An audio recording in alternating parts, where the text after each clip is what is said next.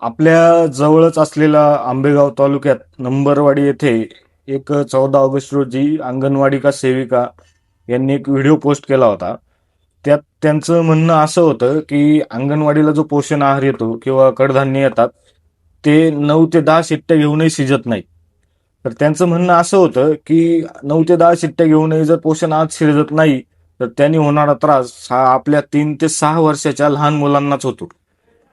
जेव्हा तुकाराम मुंडे साहेबांनी आदेश जारी केला होता की प्रत्येक शिक्षण संस्था किंवा आपल्या जवळ असलेल्या शाळा यांचा पोषण आहारांची चौकशी किंवा तपासणी ही कधीही केली जाईल, तर त्याच्यावरती आवाज उठवल्यावरती ह्या ज्या अंगणवाडी सेविका आहे यांना यांच्या वरिष्ठ अधिकाऱ्यांनी सोशल मीडियावर पोस्ट केली म्हणून निलंबित केलं आहे.